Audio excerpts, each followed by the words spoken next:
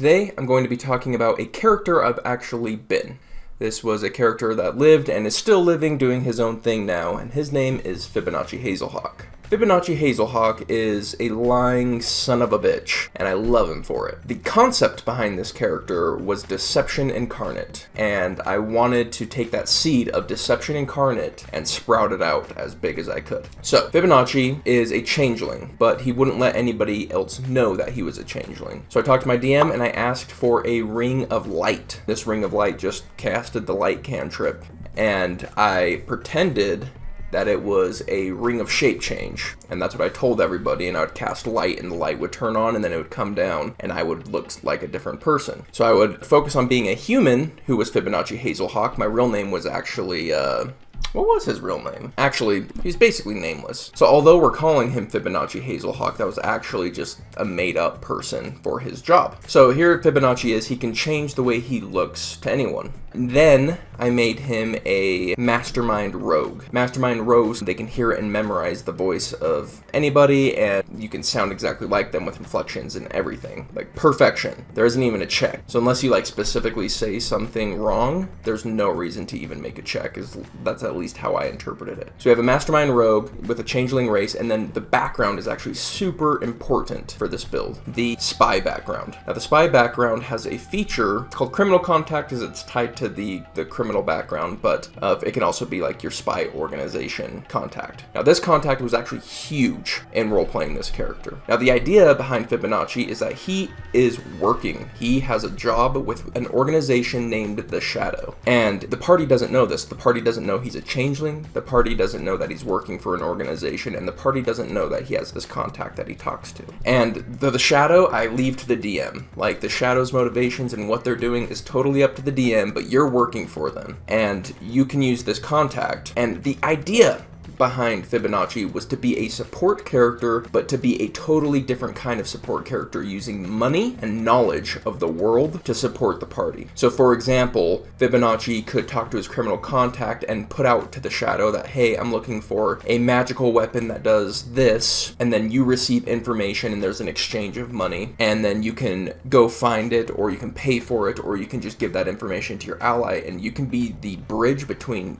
your ally and some magical weapons that you think might be amazing for them. And so I'd spend time like putting items that I thought my party would like on their pillowcases without them knowing, and I would just communicate it to the DM directly. Hey, just place this sword in their bed, and so they would just get back from adventuring, and now there's a new magic item that they don't even know I had a part in getting them. This was actually such a cool concept. I really love it. It was so fun and so different and so unique, and we would spend time focusing on gathering information. So, you know, trying to find people's secrets. You know, like a party normally would say, hey, we're trying to get this king's key to be able to travel to this location, but we need to do this job first. Well, Fibonacci might just forge the key, or he might pretend to be the king and give the guards permission, saying, hey, let these people through. He would have a million different ways to solve problems that usually we solve in a very straightforward way. The king told us to go kill the goblins, so we go kill the goblins, now we get through. Fibonacci was always thinking outside the box, that maybe we don't have to go kill those goblins, maybe we can just get through, because I can look like the king, I can sound like the king, I can forge the king's documents. He had a forgery kit and was really good at it. These tools, the whole shabam. So this kind of like story time right now, but as for the build, it was a charisma based rogue, and it was awesome because we could have expertise in persuasion and expertise in deception, and so he was able to talk his way through basically anything. However, he was pretty freaking hot garbage in combat, because as a rogue you need to hit your sneak attacks, but his to hit modifier was like +3,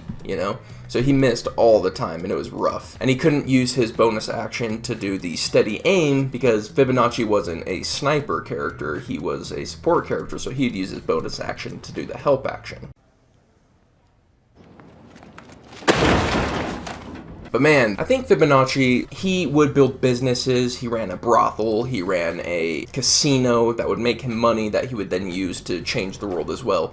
So it was a very unique character in that it played the world. Fibonacci cared so much about the world he was in, and I think that's cool as a DM to have a player who really cares about your world, wants to know the history, wants to know the characters, their secrets, their loves, their hates.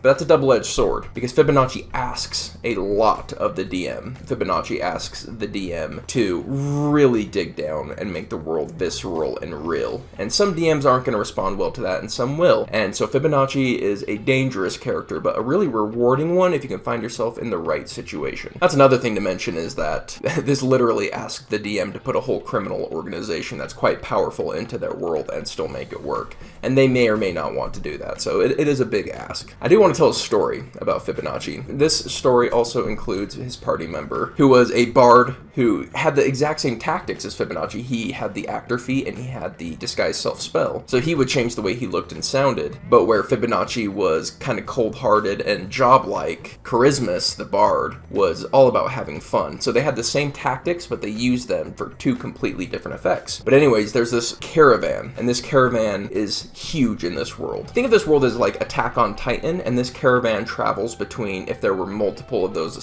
cities from Attack on Titan, and it's the only caravan that's moving. So the trade organization is all revolving around this caravan, and we decided to steal from it, me and Christmas. And there was a bunch of different things we had to do. We had to gather information, we had to find where the key was and how to get the key. And it was really cool because we started out by pretending to be guards, and we went and hung out with their guards and got them all super drunk, played cards with them, drank with them, pretended to drink. And then once they were drunk and hammered, we dared them to go into this tent where we knew the high brass, the commanders were, and they had a key that we needed. And so we have these idiot guards go in there, and we were playing a prank on them to put the commander's hands in water to make them wet the bed. But they're drunk. We knew they were going to do well at this. So we send them in, and then being a changeling, I quickly changed my face, and I had the glamour studded armor so I could change my appearance as well.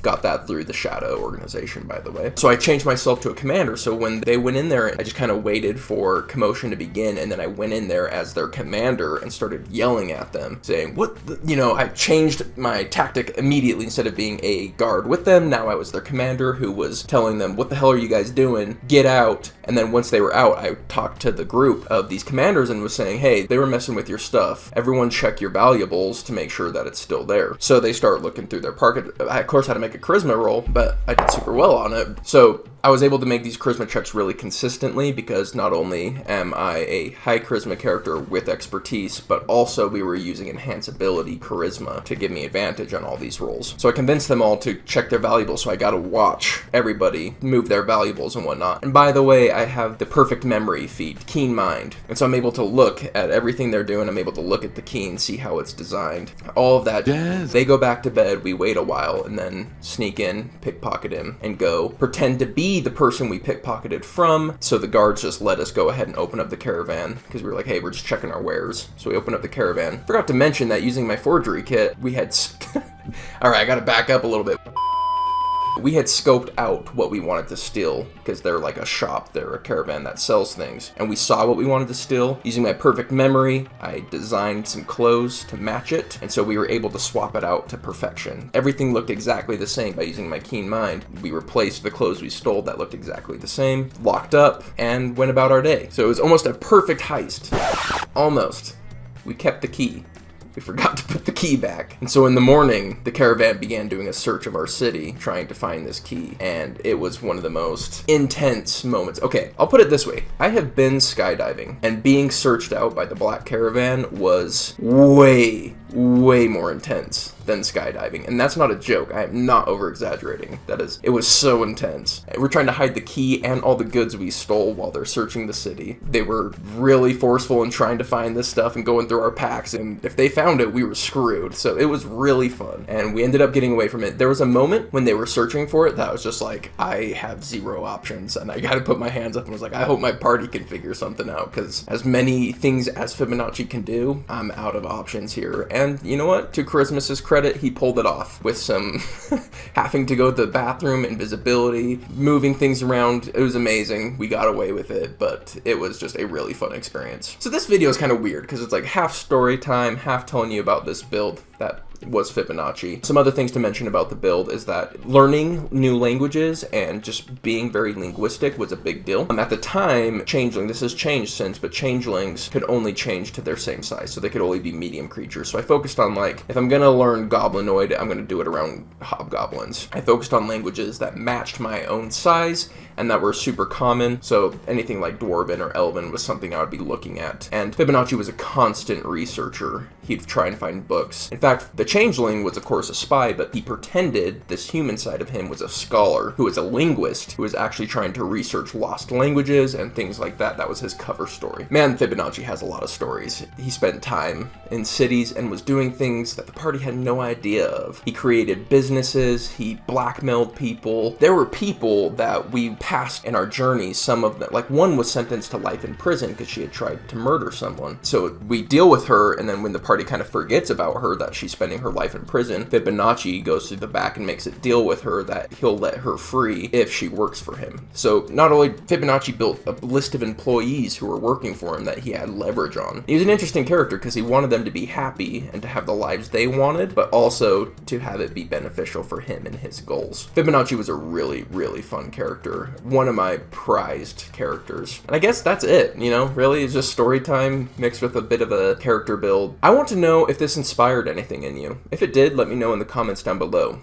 We are D&D Daily. We release new D&D content every single day. So if that's interesting to you, hit the subscribe button, and I'll see you on the next one. Later.